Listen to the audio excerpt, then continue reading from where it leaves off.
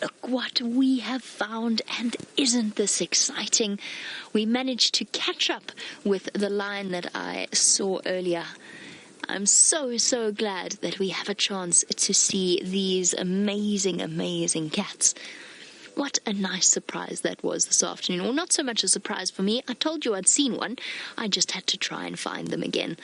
And in fact, we've got 5 big lionesses, so 5 female lions.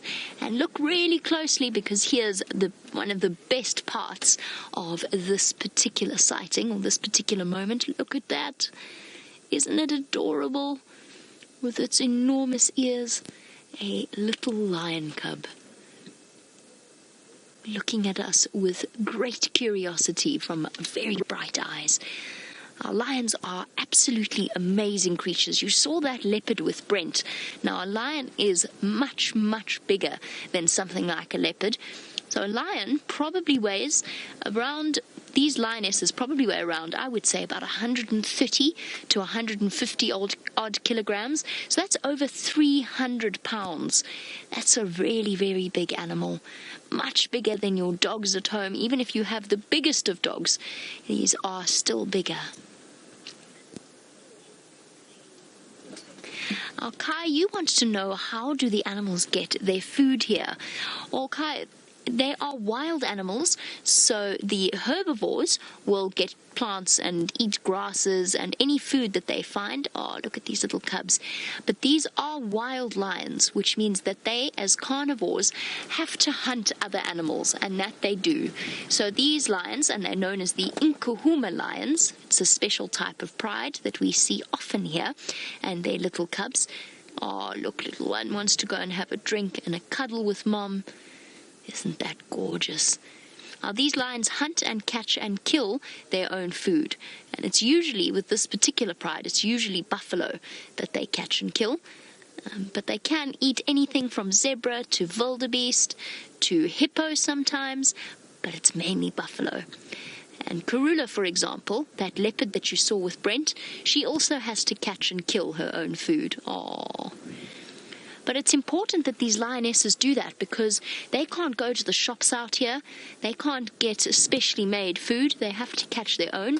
And that's good, because they've got 6 little cubs that they need to feed. And these little cubs are growing very quickly, which means they want to eat pretty much all the time. And the lionesses have to work really hard to make sure that they get fed. They can't just pop down to the grocery store. They can't just go to the shops.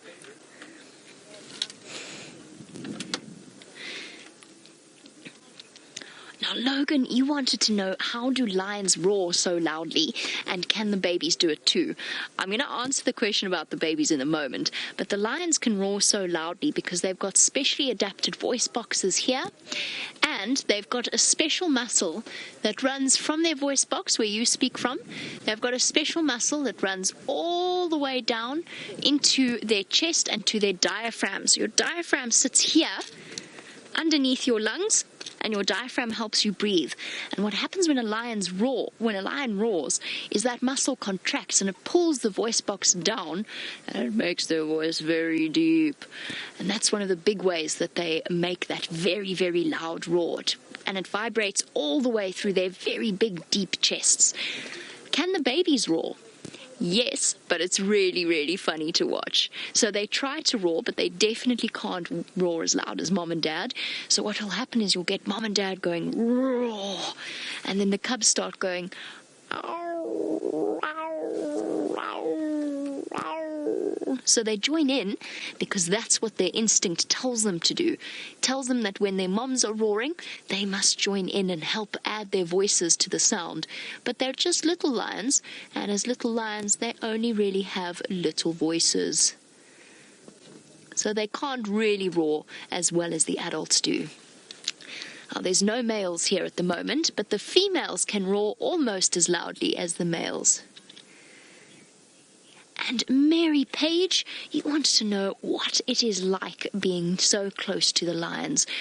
Well, Mary Page, I always remember that these are wild animals, so even though I spend hours and hours sometimes with them, I always remember that I don't know necessarily what mood they're in, and I'm always watching their body language. But for me, how does it feel? I think it feels amazing, and I feel very, very privileged to be able to spend as much time as we do in the company of these wild animals. And the fact that they trust us and that they don't see us as food, I think is a very special thing indeed. The fact that they're not scared of us in any way. How wonderful is that? Something for us to be really very grateful for. And you can see, look, they're not even looking at us. They're not even slightly worried about the fact that we're near them. There's the little cubs all gathered round Mum, and even though they're eating meat now, because she's still producing a little bit of milk, they are still suckling as well, so they're still drinking from her milk.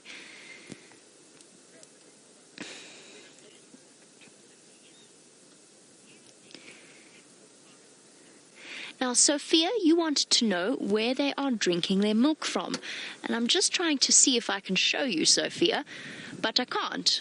I can't show you because all of the lions are hiding their bellies. So, Sophia, the mommy lions have nipples that run along their bellies, and that produces, inside the nipples and just behind the nipples, is a very special type of tissue that all female mammals have. So everything from human beings to dogs to cats, and maybe one day you'll be lucky enough to see a female dog or cat with babies, and you'll be able to understand. And that special tissue makes the milk that the cubs are drinking from.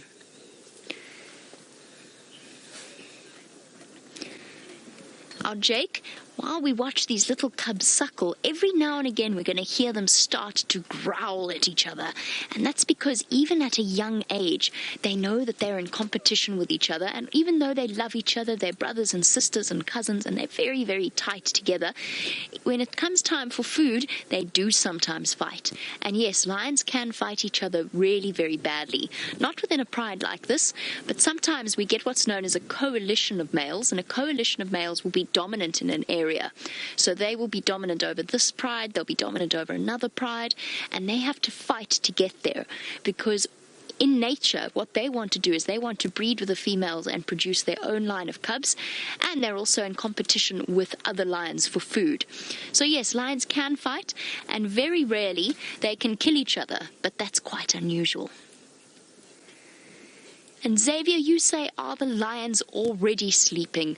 Xavier, I have a secret to tell you. They've probably pretty much been sleeping almost all day.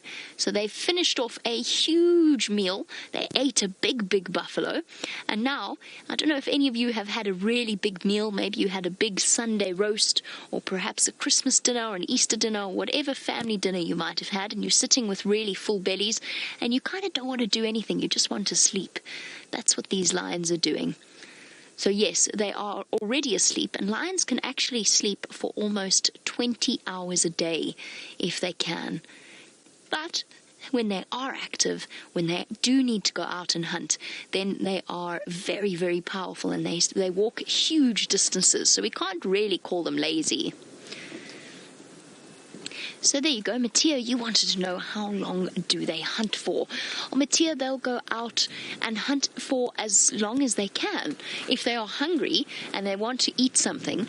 Now, lions can get very, very hot, which is why they sleep most of the time during the day, because they're actually nocturnal.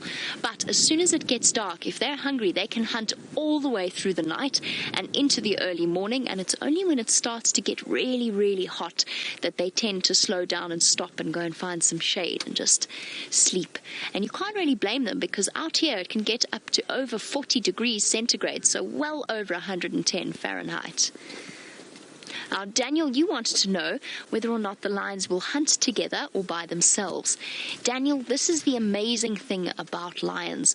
They are the only truly social big cat, and that is why they have been so successful and why they are the apex predator here, because yes, they do hunt together, and nobody knows exactly how it is, but somehow when lionesses hunt together, or lions hunt together, they seem to know exactly what they need to do. So one female, for example, will creep forward and go in a straight line towards the animal that they're hunting, and the others will spread out around it so that when it runs, one of the lionesses is in a good position to jump on and grab it. And that's the only reason why the lionesses are capable, or lions are capable, of hunting something like a buffalo, because a buffalo is well over 1,000 pounds. Whereas a lioness, remember how we said, is only just over 300 pounds. So you can just imagine, if you think about it, you can just imagine how much smaller the lionesses are. And a buffalo is really very strong. It's like a South African bison. Oh, here we go. We might have an opportunity to watch or have a look at where the cub was suckling from. There it goes. Flop, goes to sleep. Let's see if we can... Oh, little cub. It's like it doesn't want to see. But if you look carefully there, you'll be able to see where the cubs were drinking milk from. Just in that dark patch on the mom's belly.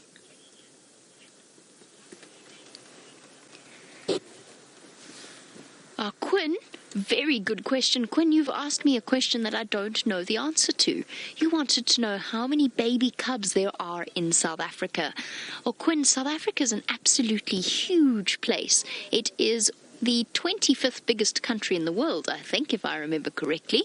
So it's a very, very big place, and there are lots and lots of lions there. So, Quinn, I don't really know, but if I had to guess at how many baby cubs there are, I would guess at maybe 2,000 baby cubs in South Africa, maybe even more, probably even more. That was just a low guess. So there's lots of little baby lion cubs. But aren't we lucky? And personally, I think that ours are quite special, but that's because I spend lots of time with them. Now, this is one of the most wonderful ways to be on the vehicle looking at the different animals. But if you really want to see some interesting things, you've got to be out on foot. Let's go and say hello to Byron. A spotty cat to a tawny cat. We are suitable in Nkuhumas. Now, apparently lots of you have been asking whether or not we get buffalo and wildebeest here. And we do often see them. We're probably not going to see them during your school session, during this moment now with all of you. And there's one very good reason behind that, and that's because there is a massive, massive storm rolling in. And with the storm comes lots of winds. Just have a look at some of the trees. You can see they're blowing away. The wind has really caught them, and that makes animals very, very nervous. So in windy weather like this, especially when there's a storm, the animals like the buffalo and the wildebeest know that they can't hear as well, they can't smell as well, and they get very frightened, and as a result they often hide away in some dense vegetation. So we could see them, but chances are they're going to be huddled up and staying still, sheltering from the storm somewhere, and I think it's going to hit in probably the next hour or so. But that is where the buffalo and the wildebeest are hiding at the moment, hiding away from the open areas and hiding in the trees. The lions don't have to worry too much. They are the biggest predator out here, and this particular pride has 4 big males to help to keep them safe, and so they feel quite happy. They've all eaten, they're looking very well, and look at those bellies. Now, Spencer, you wanted to know, how do the animals get warm? Well, Spencer, they fluff up their fur coat, because remember, they're covered in fur. Unlike human beings, we've lost all of our fur, so we have to cover up with jackets and jerseys and all sorts of things. But the animals have a nice warm layer of fur to help to keep them warm. And in the case of the lions, look at them. They're all snuggling together because, of course, a lion pride doesn't really have any kind of an idea of personal space. Oh, big stretch. And they're quite happy to lie on top of each other. Dylan, you want to know, why do baby lions roll on the ground? Well, that's the only place that they have to sleep out here, Dylan. There's no beds for the lions. There's no kennel or anything like that for them. This is just wildlife, and they live in the wild. So the ground is the only place that they can come and lie down, and they look quite comfortable to me. But they're rolling around because they've got very full bellies, and they're trying to find themselves a comfortable spot. And also, sometimes they get a little bit too warm, and then it's kind of like turning, you know how you turn your pillow over when you're in bed? Maybe you wake up in the middle of the night and you turn it over so that you can rest your face on the cool side. That's what lions rolling over is also about. They move onto a cool patch of dirt. Every now and again, one of them rolls over, stretches a little bit,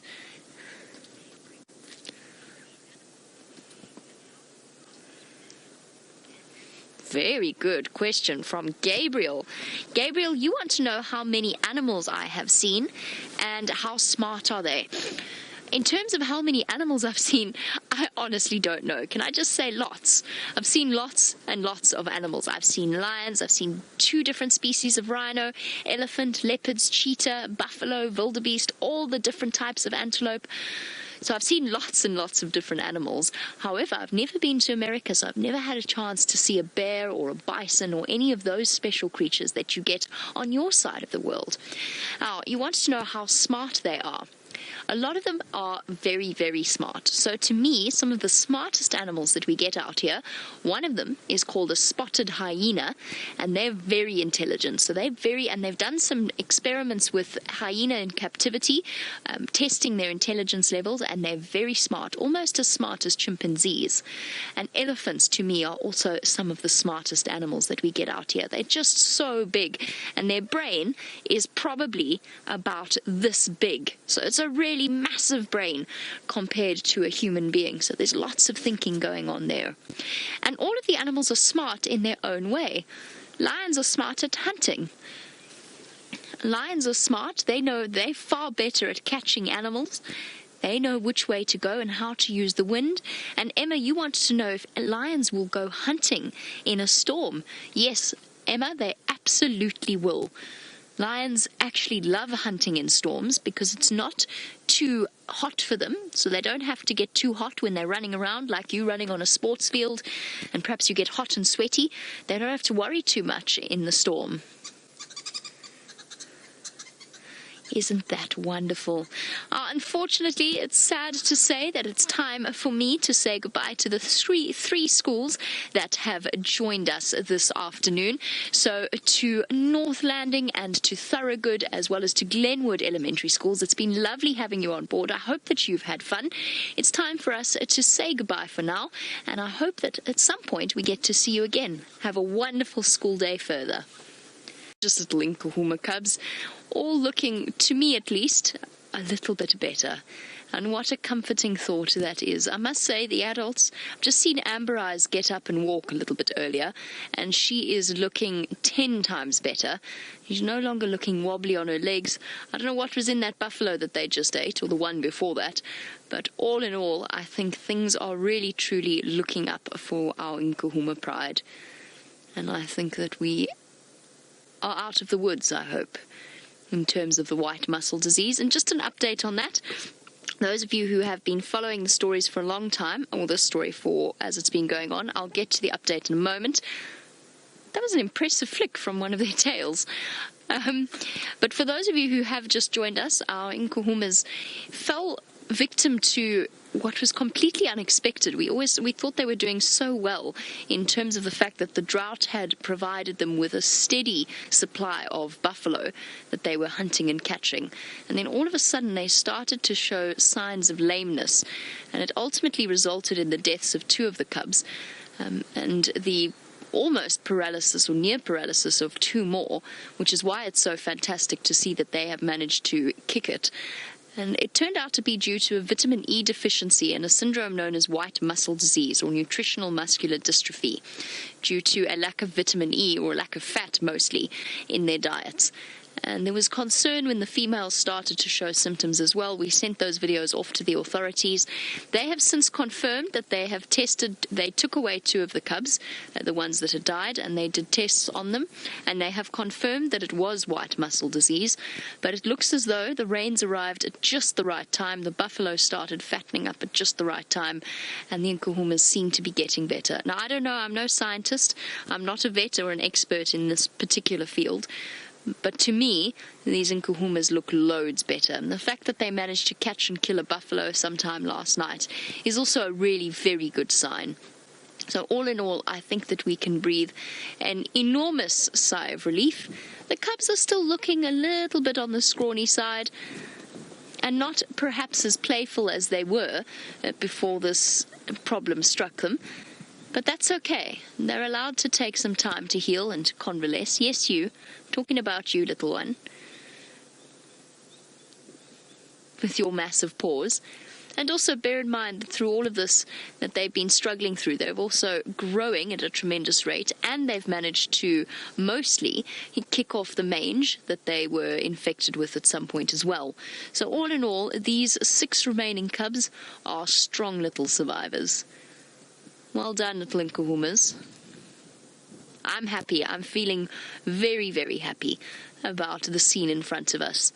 Seen Amber Eyes walk, and she seemed to be the worst of them. That and the lioness with the injury over her, and the lioness with the injury over her tail. But both of them seem to be getting better, and all of them have relatively round bellies.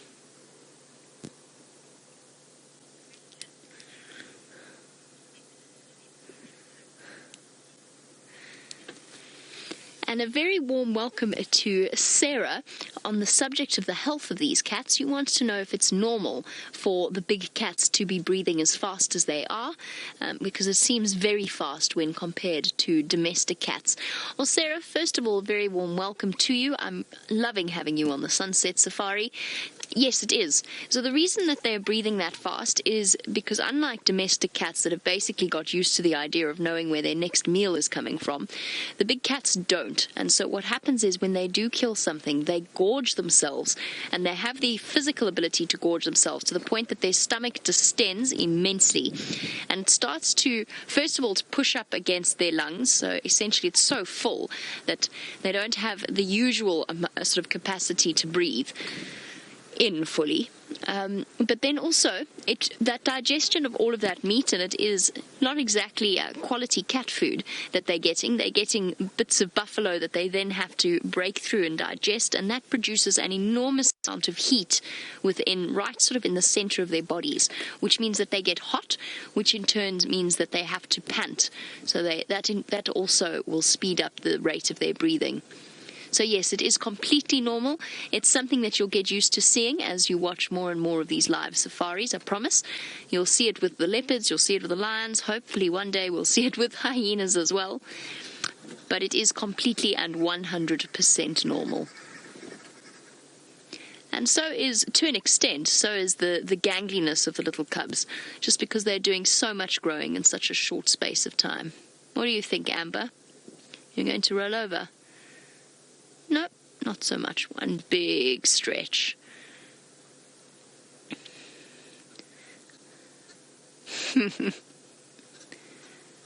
Too sweet.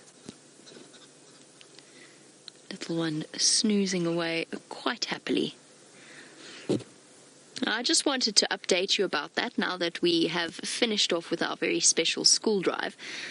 After that, after this sort of the next few moments spent with the Nkuhumas, we're probably going to leave, go off in search of other things, possibly encounter a storm. We'll see how we go, because the weather does seem to be closing in on us, and I am hearing the rumbles of thunder every now and again. But I don't think it's going to get to us before the end of the Sunset Safari. I think we're going to be okay. But hopefully it brings more rain. More rain means more grass means fatter buffalo, and the better the lions will do.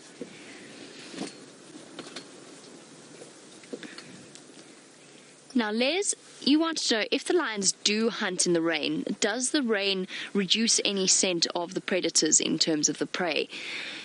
One of the big impacts that it does have is it's very disorienting for the prey. So yes, in a way, it does hide the smell of the predators, although that's more to do with the wind, but the rain will also dampen it as well. Once it starts going away, then their scent will start carrying in a very, very strong way, because they're actually more smelly when they're wet than they are when they're dry. But when it's actively raining, especially if it's a downpour, with the wind blowing, it's something that is very, very, these are very favorable conditions for a lion or a leopard to hunt. Sorry, I'm distracted by the birds, but they're playing hard to get. Oh, wait, Gendre's managed it. Well done, Gendre. Managed to get the green wood hoopoes or the red-billed wood hoopoes on camera. They've been chirping away, making lots and lots of noise this afternoon. Sorry, Les, I'll get back to you in 1 second.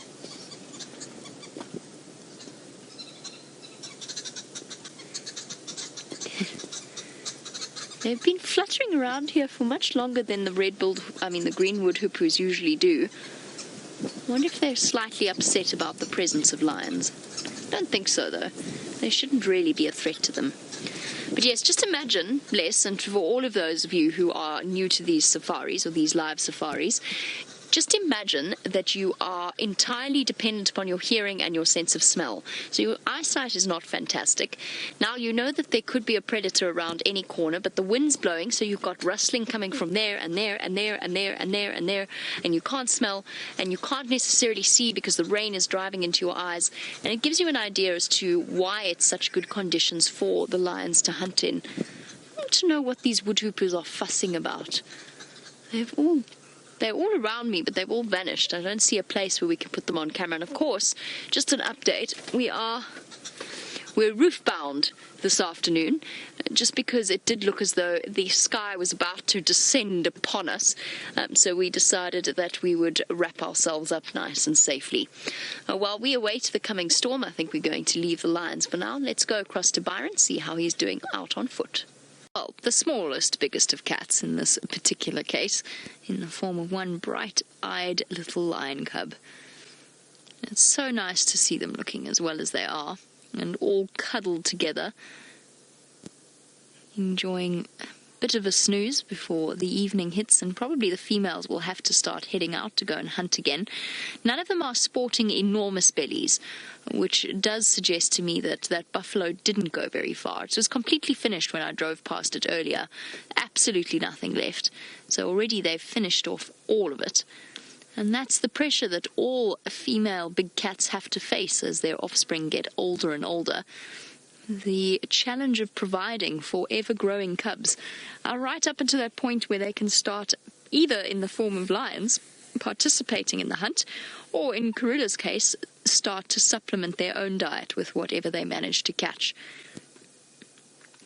But for the next few months, both sets of mothers, whether they are Nkuhumas or whether they are the leopards, will be faced with challenging times ahead, just in terms of managing to keep their growing families fed. Those of you with teenagers perhaps will know all about that and the speed with which things can be devoured. Now imagine having 6 hungry lion cubs to feed. And just imagine how much pressure that puts on them. And themselves, of course. Got to make sure that they stay fed as well. Go to little foot. Resting on Buddy's hip. Not sure if these are 2 cubs from the same litter or from different ones.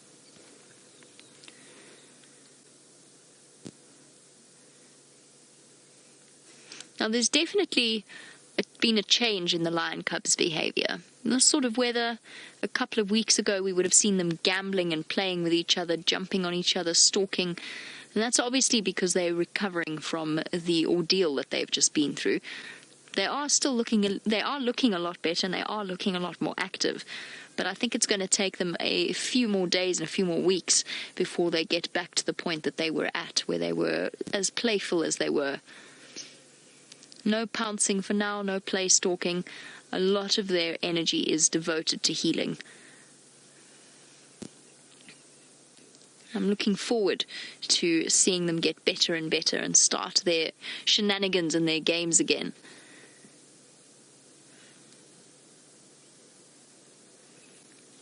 Although I imagine that the lionesses are quite happy for the rest.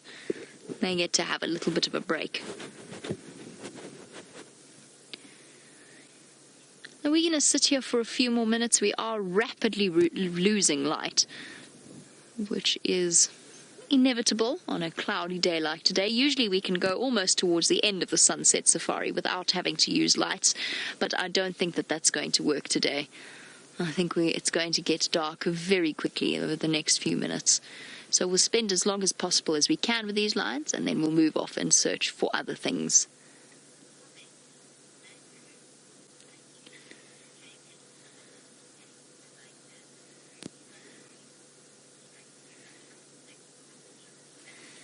What a lovely message that's just come through from Andrew, who has said thank you to the whole crew for helping to get him through his exams and providing a little bit of stress relief. Well, Andrew, it's an absolute pleasure, and I'm so thrilled to hear that. I'm not sure which exams you were writing, Andrew. I hope that they went well, and good luck if you have any further exams to write, but I'm glad that you discovered Safari Live. I wish I had discovered Safari Live when I was busy writing my exams. I did, however, watch a lot of Africam when I was studying in the UK. But I hope your exams went well, Andrew. All the best, and thank you for sending through that message. It's so lovely to hear what Safari Live means to all of our viewers around the world. I know that it reaches right across the corners of the globe. And I know that there are many, many people who are devoted to these animals from afar. And that's the truly special thing about these live safaris. And it's a joy that we have so many people with so many unique stories on the receiving end of these safaris. What do you think, Nkuhumas? Amber Eyes? Would you like to wish Andrew good luck? Ah, that's not Amber Eyes. She's moved. Judging by the fact that that's a lactating lioness, that's definitely not Amber Eyes. She must have shifted to the puddle of lions on the right.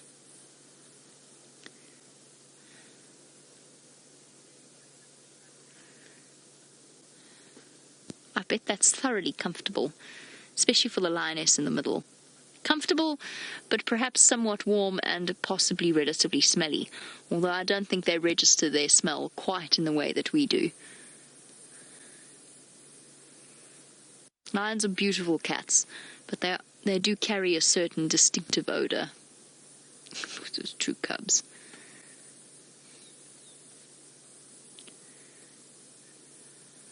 So sweet. That combination of legs, I'm not sure whose legs are whose there.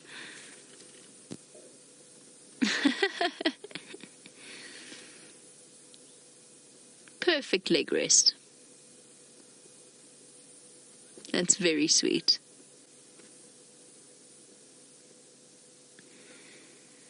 Okay, Nkuhumas.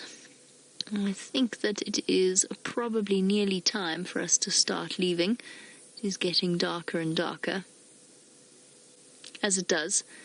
I remember one viewer once, long ago, who was not entirely convinced that these safaris were live, based on the fact that when we started the safari it was dark, and by the time we continued the safari it was light, and therefore it couldn't possibly be live.